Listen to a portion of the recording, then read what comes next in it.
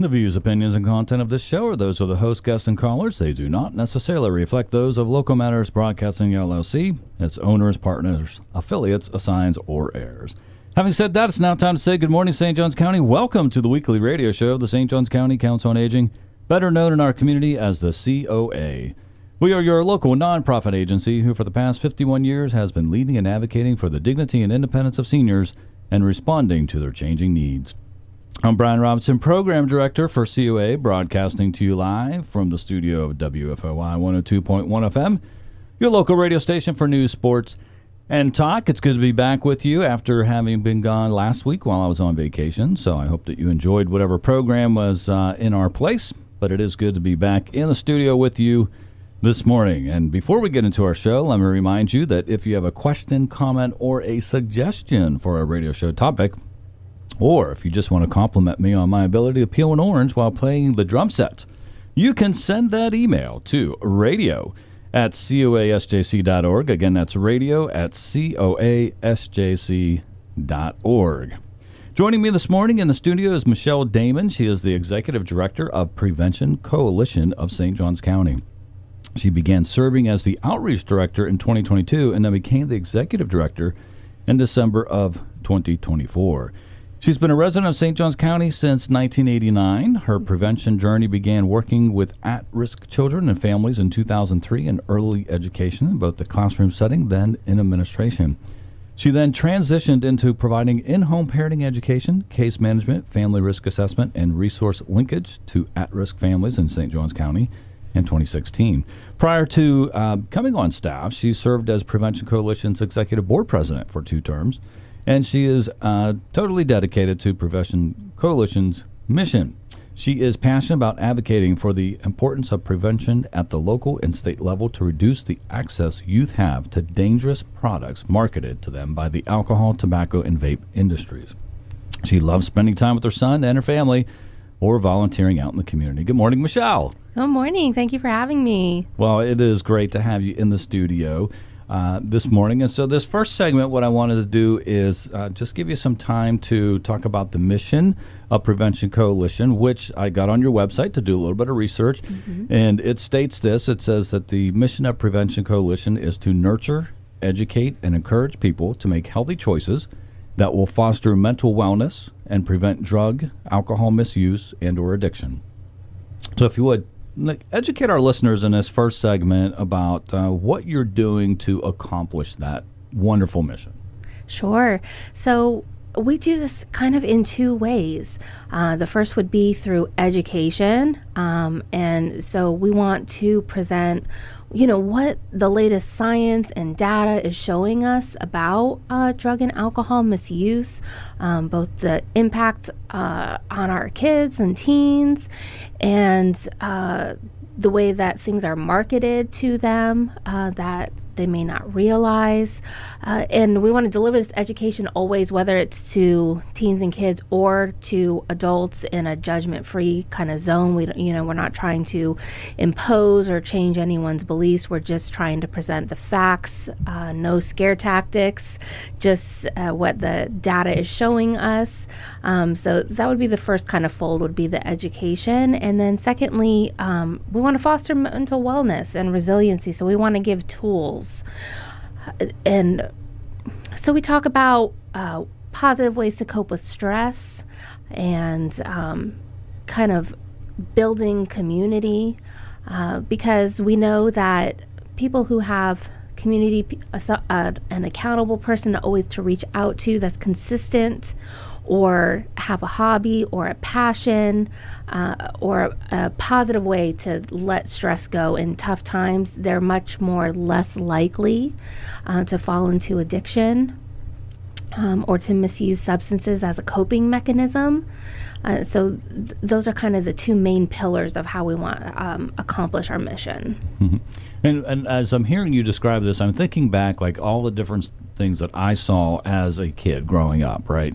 And so I'm thinking of the one commercial where they took an egg and they're like, yes, this is your brain, and then they put it in the frying pan and this is your brain on drugs, right? Mm-hmm. And that I'm 52 years old, and I think that came out when I was like, I don't know, maybe 12 or something, right? But so 40 years later, that commercial commercial is still ingrained in my brain, right? Like, Yes. like the point that they were trying to make got across, right? Mm-hmm. I can think of another one where a father walks in on his son, his teenage son, who's doing drugs, and he's like scolding him and like, "Oh, why are you doing?" And then he says, "Well, I learned it from you," right? And so, like, and that I can't remember when that one came out, but that one is still in my memory, right? I can remember that, and so. So I mentioned that because I think it's important in what you're doing, right? Getting that message out to saying, hey, again, not using scare tactics, but just presenting the facts so that people know. I remember one time somebody came to our high school who spoke about how he had got addicted to drugs and alcohol and the impact that had on his life. And just hearing his story, right, was like helped me make right decisions in my life to try to stay away from those type of things. So it makes a tremendous impact. It does, and especially when we're educating adults, parents, grandparents, we also talk about starting that conversation, starting how to start an open dialogue with your kids or your grandkids so that you can kind of have those conversations and kind of be honest and say, listen, this is, maybe where I made mistakes and this is what I learned from it, or just having a trusted adult even who could have those conversations if you don't feel comfortable doing it yourself. But kids learn from life experience and relatability, so if you can have those conversations with your kids or your grandkids, it makes you more human too, right? Exactly. And it just goes a long way. That certainly does. All right, well, I have a bunch of other questions that I'm going to ask you in our time together here this morning, but we're going to go ahead. We're going to take our first break. You're listening to the weekly radio show, the St. Johns County Council on Aging. We'll be right back after these messages. And welcome back to the weekly radio show, the St. Johns County Council on Aging, here on WFOY 102.1 FM, your local radio station for news, sports, and talk. I'm Brian Robinson, Program Director for COA, joined this morning by Michelle Damon, who is the Executive Director of Prevention Coalition of St. Johns County. And during our first segment, we were talking about your mission and how you're fulfilling that. And again, your mission is to nurture, educate, and encourage people to make healthy choices that will foster mental wellness and prevent drug, alcohol misuse and or addiction. And one of the reasons that I wanted to invite you onto the show this morning is to educate our listeners, especially seniors, on the importance of keeping prescription drugs out of the reach of children and teens to prevent accidental or intentional use by their children or grandchildren. And these days, a lot of grandparents are raising their grandchildren as well. And so I was wondering if you would just elaborate more on that topic. Sure. Yeah, and like you said, there's a lot of grandparents raising their grandchildren. There's also a lot of multi-generational homes where maybe the grandparents are living with their children and grandchildren. So that's really common. And it's really important to think about either having your prescription medications maybe in a location that's not known to your children or grandchildren, or if it's in your means, possibly investing in a lockbox for your prescriptions so that you can just kind of reduce or eliminate that temptation. There's a lot of scientific data that tells us that most teens that fall into addiction that they got their first pill from a family member's medicine cabinet, and so it's we're not implying that anyone has children that this is kind of their intent, or grandchildren that this is their intent, but it's just about protecting them and taking away that temptation, and in a lot of homes, more adults and even seniors are getting prescriptions for medical marijuana cards, and a lot of the products, they come in so many different forms. They can look like gummies or cookies or just all different types of things that younger eyes don't realize that they could be harmful if they ingest them. So we really want to keep those things kind of locked up. We've seen on the news where kids, they see these gummies and they think they're just regular gummies, that they can, and they eat the whole bag, because if you're a kid, Sure. why stop at one? They Absolutely. see these gummies, they look like gummy bears or fruit snacks, and they don't know, or they've even brought them to school to share with their friends, and we end up with hospitalizations, for kids. And so just in the interest of safety and protecting them, we really want to think about having those things locked up where they're out of reach. Yeah, and it's really just about safety, right? Yes. Like taking precaution, right? And just so that it doesn't happen. Absolutely. Right? Whether it's accidental or intentional, right? So doing your part to make sure that children, grandchildren in the home Yes. Cannot easily access those things. Absolutely. Yeah. Another thing, though, is the fact that a lot of times, we have a medication that gets changed, and so we have medication left over, right? Yes. And so sometimes it's like, so for instance, like I'm thinking, okay, if you're taking your medication on a regular basis, and you're eventually going to realize if somebody's been taking it, right? Because you're going to be like, oh, I shouldn't be out of these already, right? But if you have medication that's left over that you're no longer taking, right now, you're not really keeping an eye on that. Absolutely. So you're not going to, if a child gets into that, you're not going to miss it, because it's just sitting on a shelf and you're not taking it. You're not really, it's not a part of your daily life anymore that you're having to take this, and so you're not really keeping an eye on it. So it's also important to dispose of prescription medications that you're no longer using. And so, that's one of the other things that you promote at Prevention Coalition. So talk about the proper method to dispose of prescription medications. Sure. So there's a few different options. So twice a year, there is an event that's called DEA Take Back Day. And so there'll be usually the locations that we have in St. Johns County. There's usually an location that's at one of the sheriff's offices, one of their locations, or there's always a location at the City of St. Augustine Police Department. And you can just pull up any outdated medications that either you don't need them anymore, or they've expired, even expired vitamins, anything, like that. They will take all of those off your hands and dispose of them properly. And that happens twice a year, in October and in April. So there will be one coming up next month. So that's your first option. But we also have several locations in our county that are for what you would call an all year long take back location. And so you can find out any of those locations by going to deaTakeBackDay.com. So just the website for Take Back Day. And I believe we have about 7 in this county.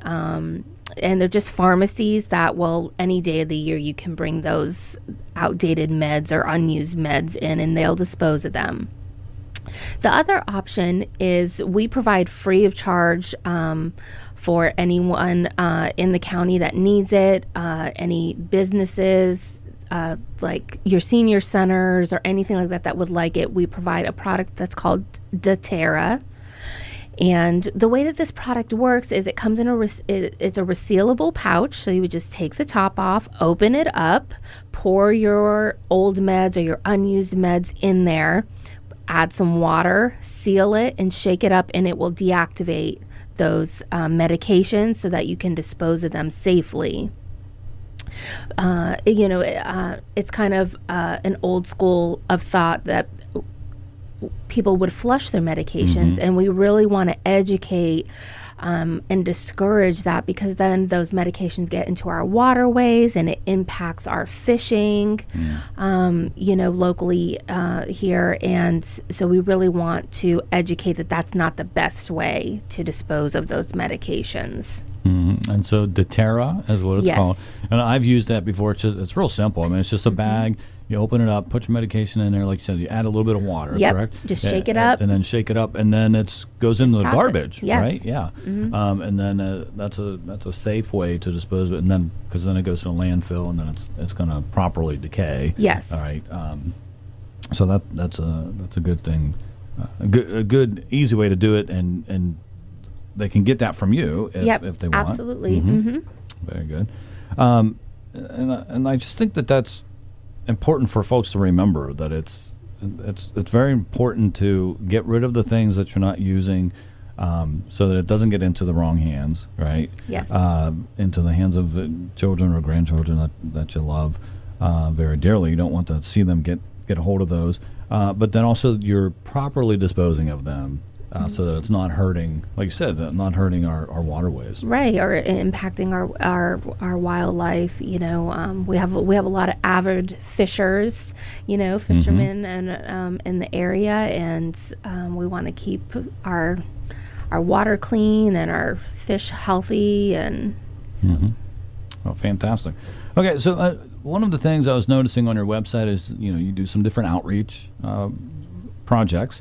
And one of the things that you do, and I saw this one time, I forget where I was at, but I saw this, and it's a trailer that you have, and you go into the trailer, and you have recreated what looks like a teenager's bedroom, right? It's designed to simulate a teenager's bedroom so that you can educate parents and grandparents on the ways a teenager can hide drugs in his or her room. And the presentation was just phenomenal. I can't remember the name of the gentleman who was doing the presentation, but he did just this phenomenal job. And I was just amazed at some of the creative ways that teens come up with to hide drugs within their rooms. And so, we might get interrupted by a commercial as you get into your answer here. Sure. But, what are some things that parents, grandparents should look for in a bedroom if they suspect that their child or grandchild is using drugs? Okay, so I'm really glad you brought this up.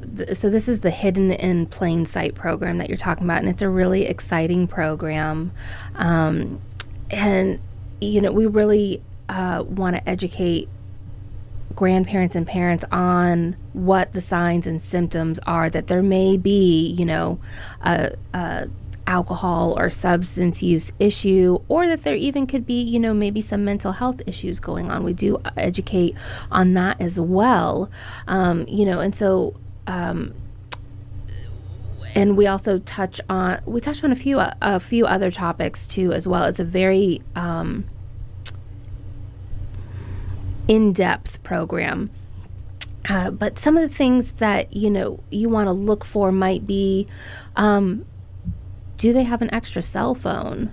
A cell phone that you didn't get them. Do they have one of those, kind of prepaid phones that maybe they're using for conversations that they don't want you to be aware of, if you are able to see their texts or their calls, and they're wanting some to be able to make calls or communications a different way.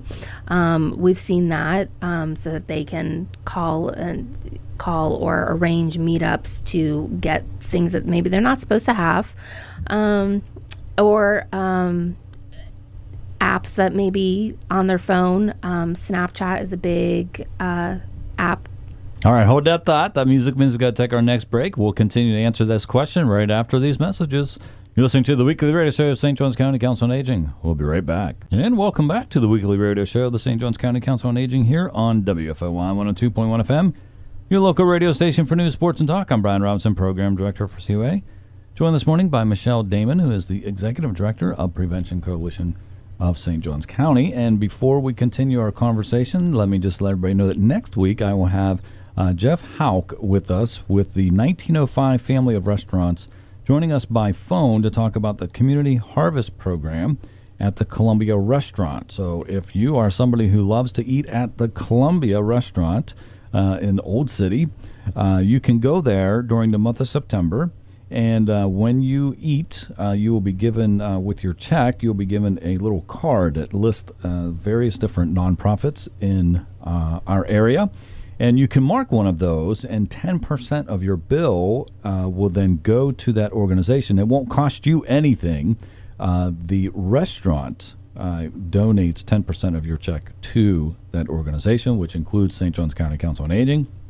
And then we use that to say thanks to our volunteers for their different things that they do for us, or a way to, we give it to our employees whenever they're celebrating a special occasion, or if we just want to thank them for something, some great thing that they've done for us.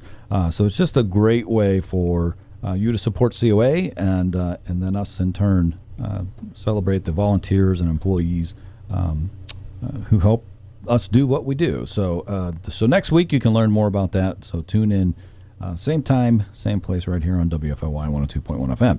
So continuing our conversation, though, with Michelle Damon. Prior to the commercial break, we were talking about your one outreach project where you have a trailer that on the inside simulates the bedroom of a teenager, and you're talking about some of the ways, like some of the things that a parent or grandparent should look for in a bedroom if they suspect that their child or grandchild is using drugs. So you're talking about cell phone, a second type of cell phone. Prior to the commercial, you were talking about apps on their phone. So go ahead and continue with your answer on that, because I think it's very important for folks to know. Sure. So, our teens, they're very creative, and they're using apps like Snapchat to solicit getting drugs or alcohol. They have their own language with emojis, which are, these little pictures that you can use. And they can send a few of these emojis, and it signals whatever they're wanting to purchase or wanting to get. So, just kind of having an eye on cell phone activity is always great. And you mentioned Snapchat, and I think it's important for people to understand a little bit about Snapchat. Sure. Because when you send a message on Snapchat, it does not stay on there forever. No, 24 hours. Yeah, so 24 hours later, that's gone. So if a parent or grandparent gets on there and is looking for something, it's not going to be there. So that's one of the reasons that they use that app. Right. Thank you for pointing that out. Yeah, that's a big factor. It disappears after 24 hours. So that's important. And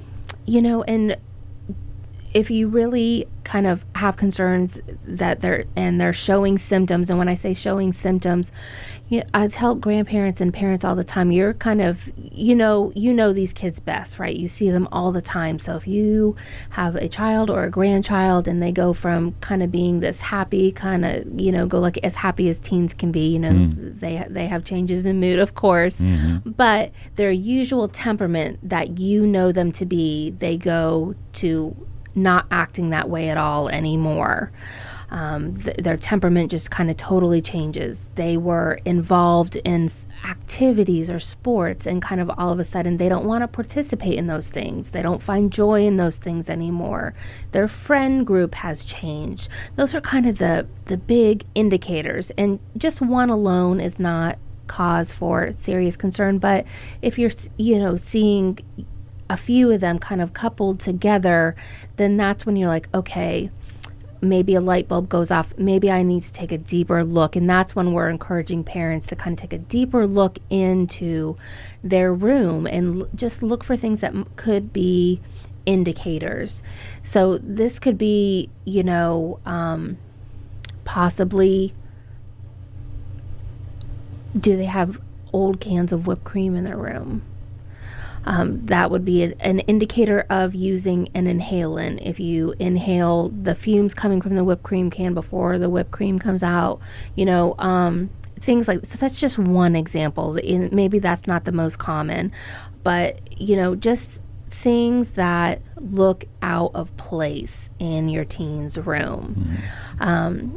Kids get gift cards to Amazon all the time, and There's so much available to them on Amazon. So we want to encourage parents, if they're getting those kind of gift cards, to kind of be aware of what's they're ordering and being sent to the house, because there are all sorts of things available to them. If you type in stash items, they're items that are meant to look like everyday regular things, but they have a hidden compartment in them, a prime place to hide things that they don't want their parents or grandparents to find.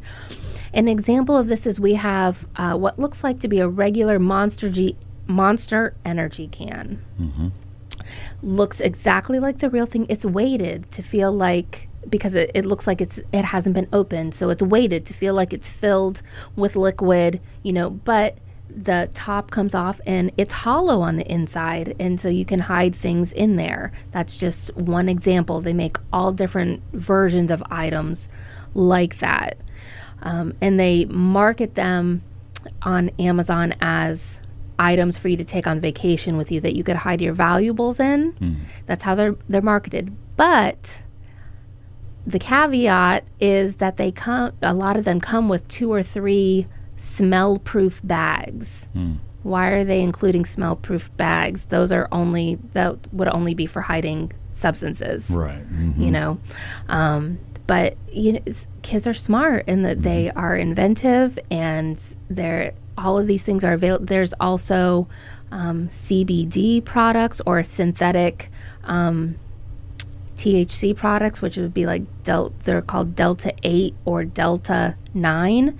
They're usually in gummy form, but they're available right on Amazon, and you just have to check a box that says I'm 18, and they'll send it to you. So just anything like that, we want parents and grandparents to just be aware of the changing landscape that your kids and your grandkids could easily get access to, because it's always changing, it's always different. And so this program is really to help them keep up with that and have the information to watch out for these things with their kids and grandkids. Yeah, and when I saw the demonstration, and it's been a couple years since I saw it, but I believe that one of the things was like a sole of a shoe.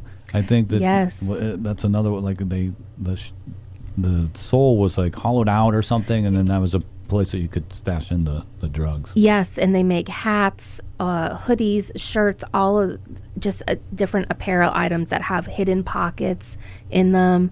They make backpacks that have smell-proof compartments that lock.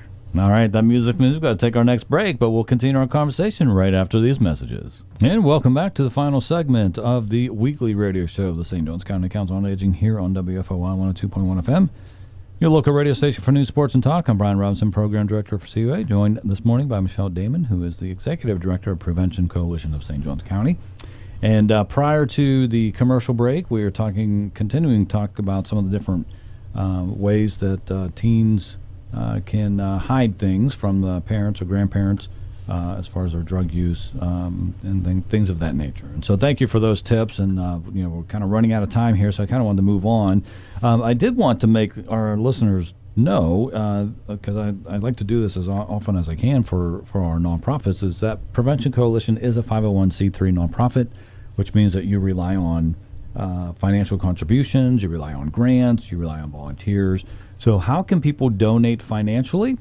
How can they volunteer with you? And do you have any events coming up? Thank you.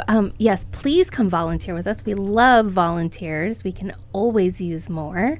But you can get info on volunteering and donating, if you are so inclined, by going to our website, which is just the name of our organization, Prevention Coalition of St. Johns County.com. So it's very easy. And if you go to our website, there's a big button that says Get Involved. You can just hit that, and it will load straight up with information on volunteering and or donating. So those are the best ways to reach out and get in contact if you'd like to do either of those things. And If you are interested in getting doTERRA, as I mentioned, we do have an event coming up on Saturday. We will be at the Classic Car Museum, which if you've never been, it is a great venue. They have lots of beautiful cars to check out. But we will be there from 10 a.m. until 2 p.m. for Epic Behavioral Health's Rally to Recovery. So if you are a person who is in your recovery journey, they will have great speakers. There will be all sorts of organizations, 3 food trucks, I believe. You can come out and visit some of the tables. You can visit my table. I'd love to see you. And hear some of the speakers, and you get discounted admission to the museum to check out all the cars. Very nice. Sounds like a great day then. Yes. Yeah, great day to go to the car museum, and then a great day to learn about what you do, and there's going to be other organizations there as well. Yes. Yeah, so great. So if you have no plans for this Saturday, that sounds like something good to do from 10 to 2. Yes. Very good. All right, I wanted to also talk about another thing that you do called the Natural High Campaign. So that's an approach to keeping youth off of drugs and alcohol. And so talk a little bit about that with the time that we have left. Sure. So that is a great campaign that can be done with youth of all ages, even the little guys. And the primary mission of that campaign is for youth to find what it is they're passionate about.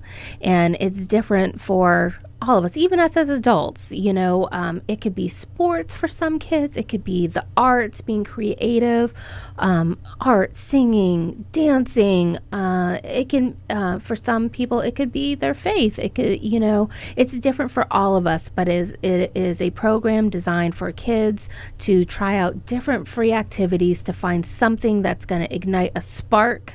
That can be something they're passionate about, a great hobby, a great stress relief for them to fall back on instead of choosing substances. It teaches kids about the effects on the brain of choosing what would be an artificial high, so a substance, versus doing something you're passionate about that gives you a boost in dopamine, which would be that natural high that we're looking for kids to have. And the great thing about that is they solicit what they call natural high storytellers. So these are usually people that are very influential to kids, our younger generation. A great example of this would be one of their natural high storytellers is Tony Hawk. He's a very famous skateboarder.